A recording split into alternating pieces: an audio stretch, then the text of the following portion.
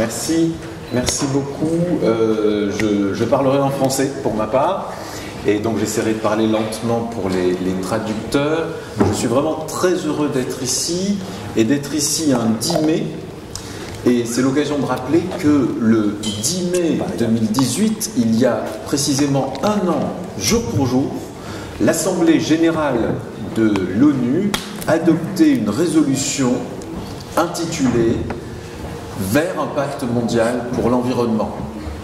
Et pour nous, ici, j'allais dire nous tous ici, parce qu'une bonne partie de ceux qui sont à l'origine de cette idée, en grande partie essentiellement le président Laurent Fabius, pour nous tous ici, c'était une formidable récompense d'avoir l'Assemblée générale de l'ONU qui vote une telle résolution quand on pense aux heures de travail, de mobilisation, aux semaines, aux mois de travail pour aboutir à ce résultat.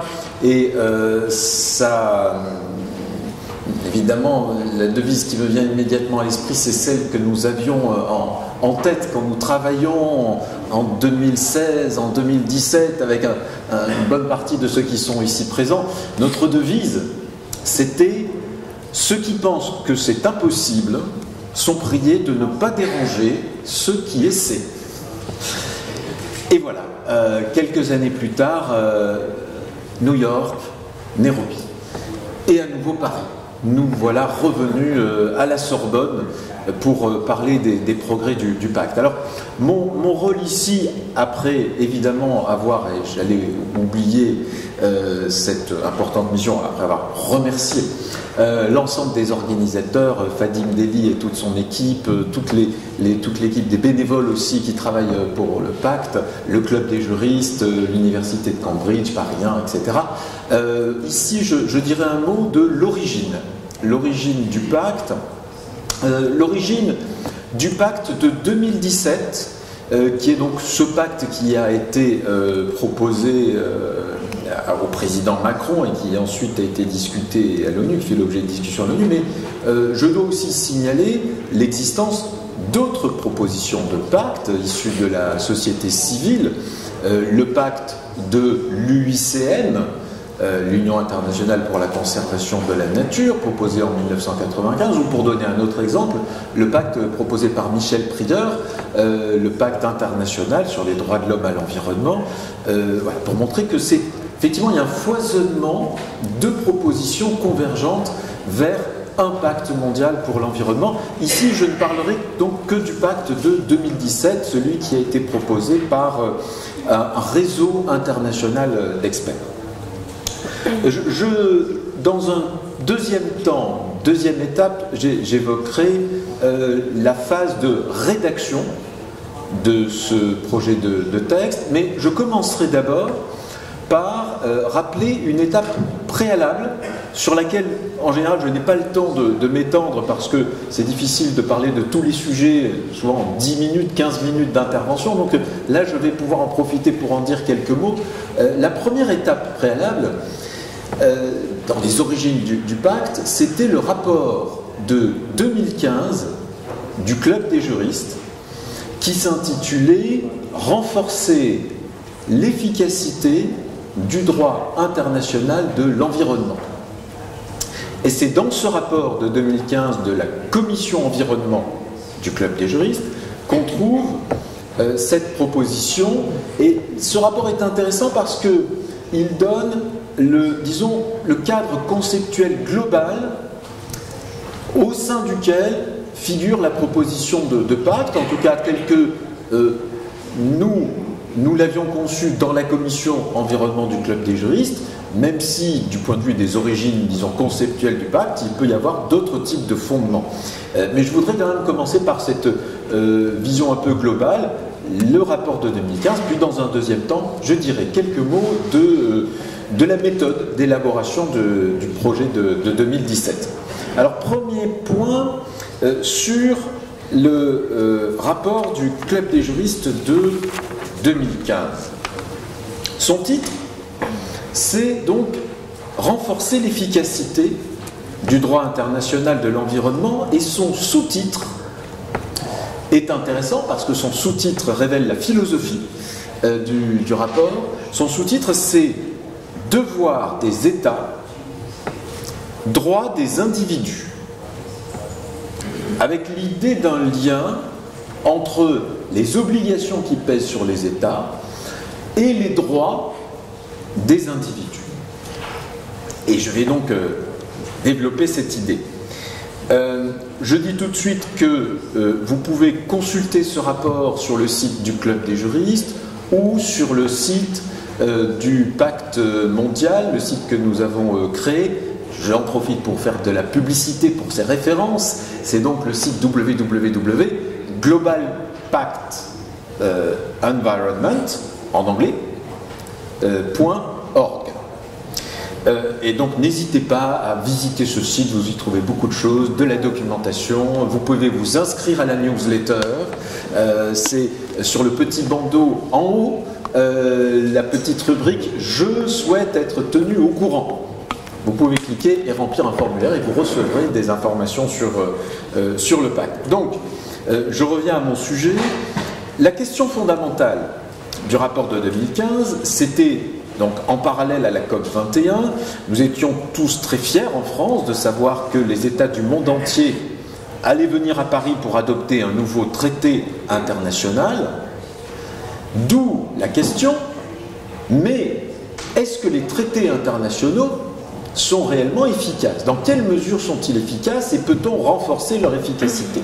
C'est donc une vision globale.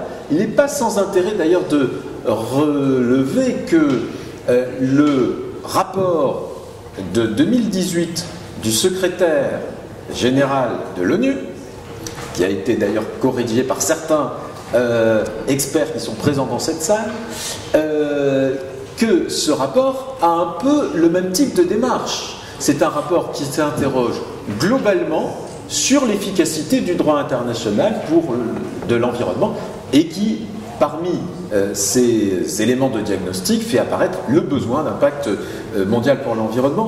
Et ça a été le cas. Et ce serait difficile de résumer sans être trop long ce rapport, mais pour essayer de vous en donner les grandes lignes. Le diagnostic que nous avions fait était le suivant, en résumé. Certes, d'un côté, on observe un droit international de l'environnement foisonnant, qui produit de nombreux traités, mais des traités techniques, sectoriels, fragmentés, pas toujours ambitieux, compte tenu de la difficulté structurelle des négociations diplomatiques, et pas toujours appliquées.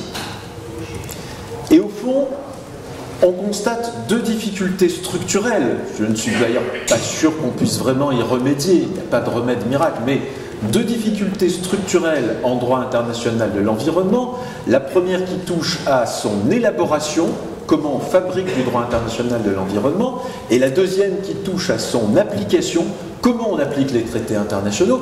D'abord du côté de l'élaboration de ces traités, du fait du principe de souveraineté des États, on a besoin de l'accord de tous les États.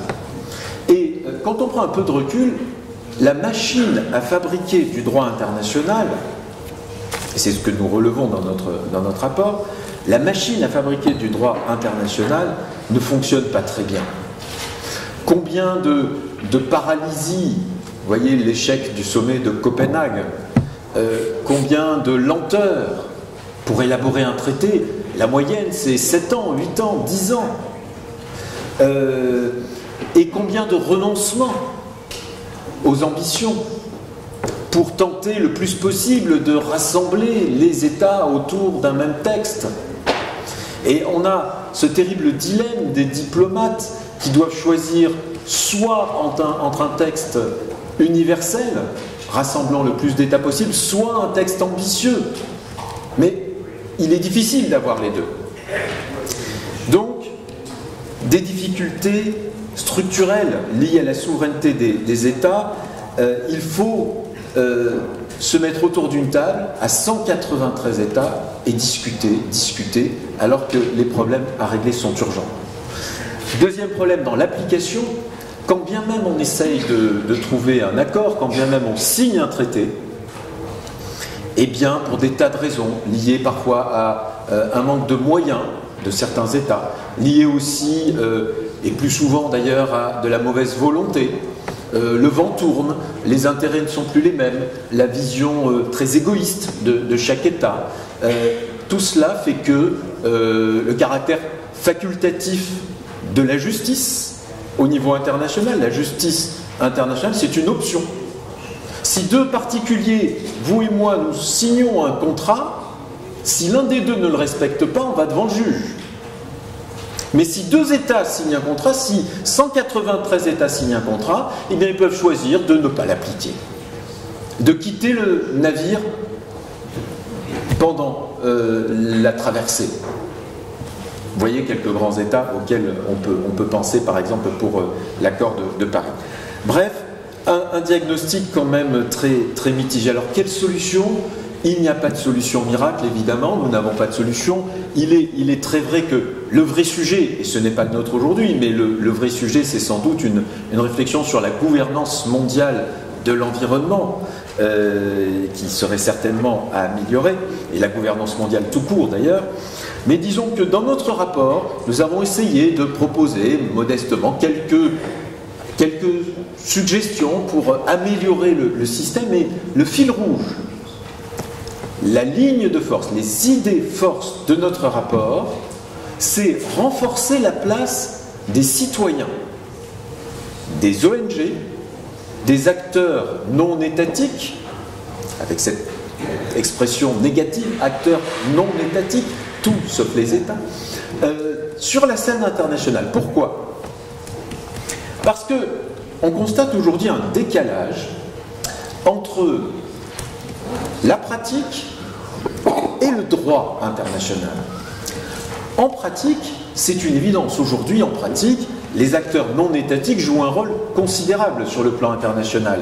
Les ONG, les entreprises, avec la mondialisation du droit, sont très présentes même dans les forums, dans les enceintes internationales de négociation. Les experts, les juristes aussi sont très présents. En pratique, donc, ils jouent un rôle important. Mais en droit, le droit international repose encore sur la vieille conception du XIXe siècle, et c'est ça l'inspiration du rapport, une réflexion sur cette conception du XIXe siècle.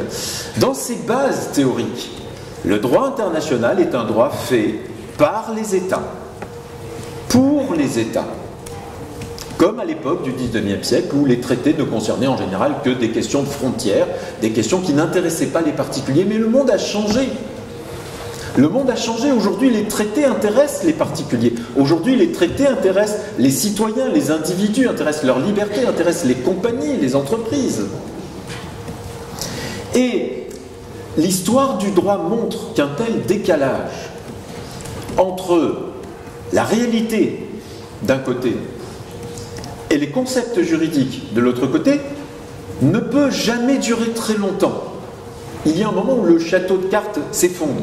La réalité finit toujours par rattraper le droit. Et je pense d'ailleurs que la grande affaire des juristes pour le XXIe siècle, c'est la mutation du droit international. Au XXe siècle, c'était le droit constitutionnel. On a adopté des constitutions, on a développé les justices constitutionnelles. La grande affaire pour nous, les juristes du XXIe siècle, c'est bâtir un nouveau droit international qui prenne en compte la globalisation. C'est le droit international de demain pour un monde global. Il faut revoir sans doute les fondements, les concepts, les structures.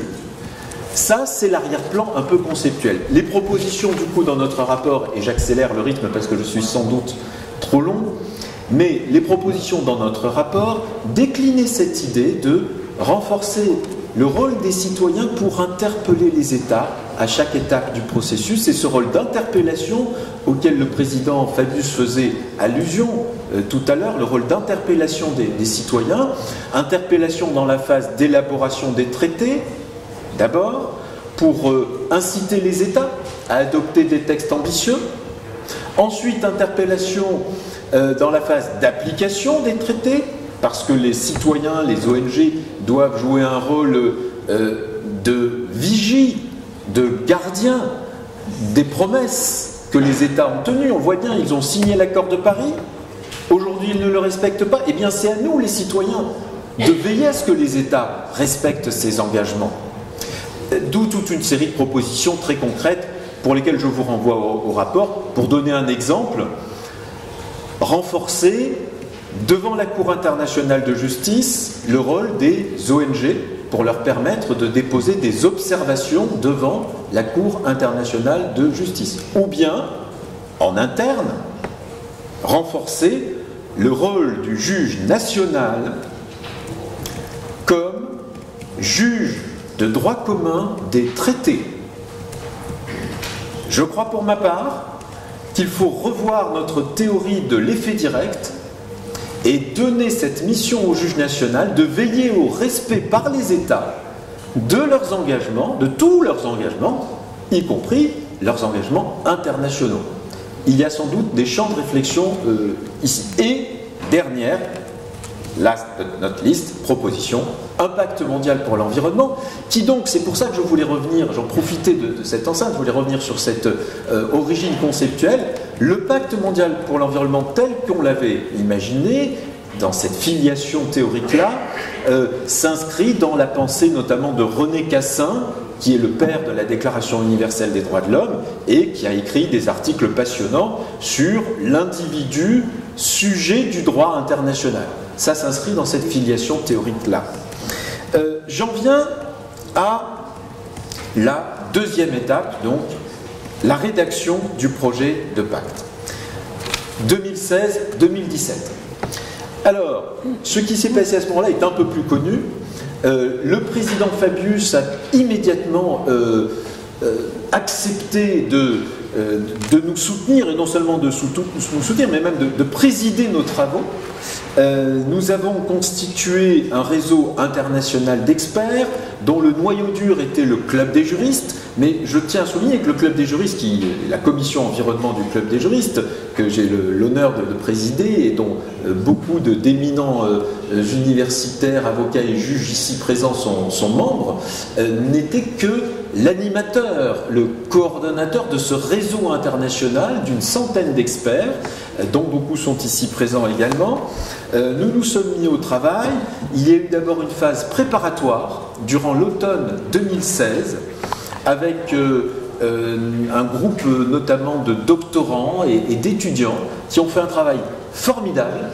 Un jour, il faudra publier ces travaux préparatoires avec, par exemple, une compilation de textes qui réunissait pour chaque principe toute une série de précédents avec des exemples de rédaction dans les traités internationaux, dans des traités régionaux, dans des déclarations, dans des propositions de la société civile. Vous pouvez d'ailleurs trouver le tableau, la compilation des textes en annexe de l'ouvrage que nous avons eu avec Jorge le plaisir de coéditer, et beaucoup d'auteurs d'ailleurs sont ici présents, l'ouvrage sur le pacte mondial, Legal Foundations. En annexe, vous avez ce tableau et cette compilation des textes. Donc un gros travail préparatoire. Et puis, pendant 6 mois, de janvier à juin 2017, toute une série de consultations du réseau d'experts avec des questionnaires, 5 consultations, 5 rounds de consultations que nous avons rédigées avec de nombreux doctorants qui sont ici dans la salle, et on a recueilli les réponses. Il y avait une première consultation avec une question très ouverte sur l'utilité d'impact et les principes qui mériteraient d'être codifiés. Deuxième consultation sur l'architecture possible du pacte. Troisième consultation sur la rédaction envisageable pour chacun des principes. Quatrième consultation sur le suivi, mécanisme de suivi. Et enfin, 5e et dernière consultation sur le texte lui-même, un projet de texte qu'on a fait circuler. Puis, réunion à Paris, toute une journée de discussions très riches le 23 juin 2017 présidé par le président Laurent Fabius.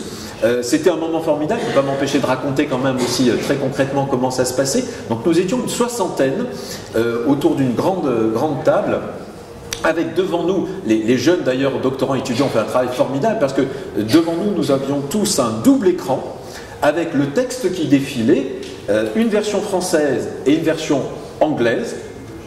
Et au fur et à mesure de l'examen, article par article de ce texte, nous apportions les corrections, les amendements que chacun des experts proposait. On a fini très tard, le soir. Et le lendemain matin se tenait le grand colloque de présentation du texte, qu'on a imprimé d'ailleurs dans la matinée, dans le quartier, dans une petite boutique du quartier. On a diffusé le texte et on l'a présenté au président Emmanuel Macron.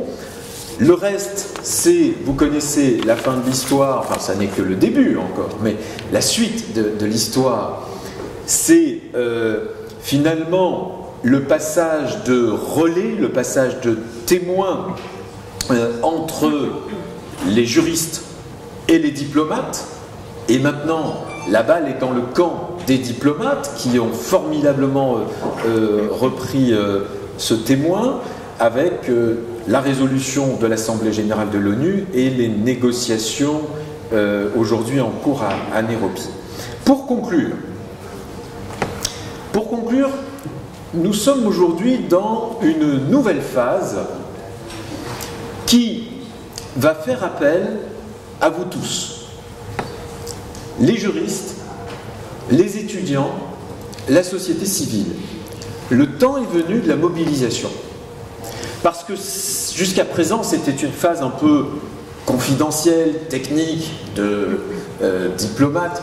Maintenant, si demain, ce que nous espérons tous, de véritables négociations s'ouvrent sur le contenu du pacte, avec à l'horizon de 2020-2021, une conférence internationale d'adoption du pacte. Maintenant, il est essentiel que les citoyens se mobilisent pour faire pression sur les États. Les États ont besoin de cet aiguillon. Et pour cette mobilisation de la société civile, nous avons constitué une équipe de bénévoles formidable qui a des tas d'idées avec des jeunes qui sont sur Instagram, enfin des tas de choses que je connais très, très mal. Et actuellement même d'ailleurs, nous sommes sur Instagram, Twitter. Alors il y a le hashtag qui n'est pas diffusé, mais donc je vous signale que si vous voulez diffuser des tweets, n'hésitez pas, c'est le hashtag GPE en anglais Paris 2019. Nous avons aussi participé à plusieurs reprises aux différentes marches pour le climat où on veut faire connaître le pacte avec un superbe t-shirt. Superbe t-shirt sur le pacte mondial pour l'environnement. Il est disponible.